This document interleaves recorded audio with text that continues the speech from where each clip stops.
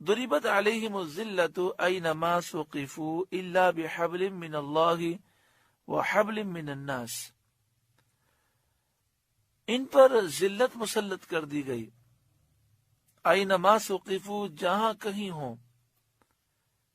امن یہ نہ پائیں گے مگر اللہ کی رسی تھامنے کے ذریعے اور لوگوں کی رسی تھامنے کے ذریعے۔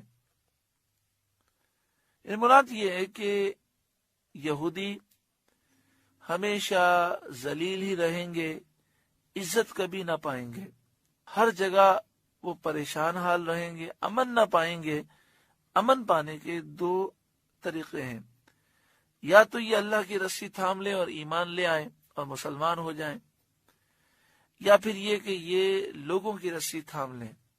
جیسے آج کل یہودیوں نے عیسائیوں کی رسی تھامی ہوئی ہے، امریکہ اور برطانیہ کی رسی تھامی ہوئی ہے، جس کی وجہ سے یہ اپنے آپ کو بچانے کے طریقے ڈھونڈ رہے ہیں۔ یہ وہ واحد قوم ہے جس کا پوری دنیا میں کوئی ایسا ملک نہیں ہے جس ملک کے متعلق یہ کہیں کہ یہ جائز ہمارا ملک ہے۔ انہوں نے فلسطین کے کچھ حصے پر قبضہ کر کے ایک ناجائز اپنا ملک بنایا جس کا نام انہوں نے اسرائیل رکھا۔ اگر امریکہ اور برطانیہ کی مدد ان سے زائل ہو جائے اور امریکہ اور برطانیہ کے مفادات ان سے ختم ہو جائیں تو یہ ایک ایسا ملک ہے جو ایک دن بھی قائم نہیں رہ سکتا۔ دنیا میں مختلف قسم کے کافر ہیں، لیکن ان کے ملک بھی ہیں، ان کی حکومتیں بھی ہیں، لیکن یہ یہودی اس طرح ذلیل ہیں، انہوں نے جو ایک نام نہاد ملک بنایا ہے جس کا نام انہوں نے اسرائیل رکھا ہے، اس میں بھی ان کو امن اور چین حاصل نہیں ہے۔ وَبَاءُوا بِغَضَبٍ مِّنَ اللَّهِ، اور وہ اللہ کے غضب کے حقدار ہو گئے۔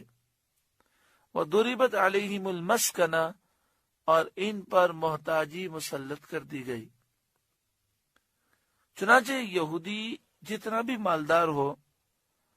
اس کا دل مالدار نہیں ہوتا، اس کی ہوس، حرص، لالچ بہت زیادہ ہوتی ہے۔ جیسے ایک شخص ہے،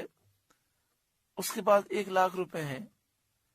لیکن اس کو حرص ہو 1,00,00,000 روپے کی، تو 1,00,000 روپے ملنے کے باوجود بھی وہ اپنے آپ کو محتاج ہی سمجھتا ہے۔ تو یہودی دنیا کی جتنی قومیں ہیں ان میں سب سے بڑھ کر کنجوس ہے۔ یہودی قوم سب سے زیادہ حرص اور ہوس اور لالچ رکھنے والی قوم ہے، اور سب سے زیادہ ان کا ذہن سازش کرنے والا ہے۔ پوری دنیا میں جتنی قتل و غارت گری ہے اس میں اکثر مقام پر یہودیوں کی سازشیں ہیں۔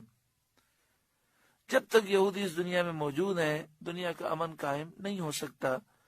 کیونکہ ویسے بھی یہودیوں کا جو کاروبار ہے وہ اسلحہ ہے، اور جب ان کا کاروبار ہی اسلحے پر ہے تو یہ چاہتے یہ ہیں کہ دنیا میں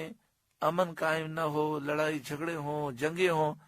تاکہ یہ اپنا اسلحہ بیچیں اور مال کمائیں۔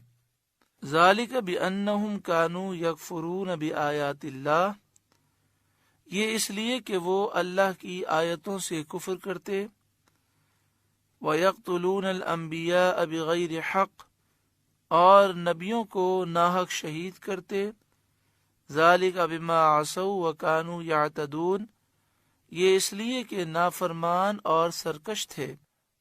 یعنی یہ لعنتیں